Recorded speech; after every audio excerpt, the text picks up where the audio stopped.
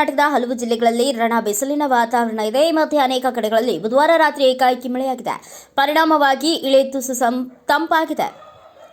ದಕ್ಷಿಣ ಕನ್ನಡ ಜಿಲ್ಲೆಯಲ್ಲಿ ಮಹಿಳೆಯ ಅಬ್ಬರ ಜೋರಾಗಿದೆ. ಗುಡುಗು ಸಿಡಿಲು ಸಹಿತ ಭಾರಿ ಮಳೆಯಾಗಿದೆ. ಮಂಗಳೂರಿನಲ್ಲಿ ಬರುವ ವಿಮಾನಗಳನ್ನು ಡೈವರ್ಟ್ ಮಾಡಲಾಗಿದೆ. ಮಂಗಳೂರಿನಲ್ಲಿ ಲ್ಯಾಂಡ್ ಮಾಡಲು ಸಾಧ್ಯವಾಗದ ಕಾರಣ ಕೇರಳದ ಕಣ್ಣೂರು ವಿಮಾನ ನಿಲ್ದಾಣಕ್ಕೆ ವಿಮಾನಗಳನ್ನು ಕಳುಹಿಸಲಾಗಿದೆ. ಬೆಂಗಳೂರಿನಿಂದ ಮಂಗಳೂರಿಗೆ ತೆರಳಿದ್ದ 2 ವಿಮಾನಗಳನ್ನು ವಾಪಸ್ ಬೆಂಗಳೂರಿಗೆ ಹಿಂದಿರುಗಿಸಲಾಗಿದೆ.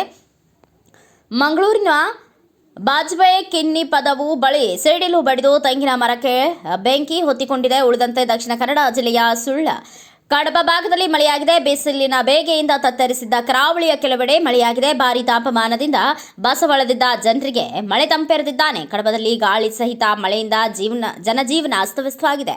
ಬಿಸಿಲಿನ ತಾಪಕ್ಕೆ ಕಂಗೆಟ್ಟಿದ್ದ ಚಿಕ್ಕಮಗಳೂರು ಜಿಲ್ಲೆಯಲ್ಲಿಯೂ ಕೂಡ ಬುಧವಾರ ಸಂಜೆ ವರ್ಷಧಾರೆ ಸುರಿದಿದ್ದು ತಂಪೆರೆದಿದೆ. ಮೂಡಿಗೆರೆ, ಕಳಸ, ಎನ್ಆರ್ ಪುರ ತಾಲೂಕಿನ ವಿವಿಧೆಡೆ ಧಾರಾಕಾರವಾಗಿ ಮಳೆ ಸುರಿದಿದೆ.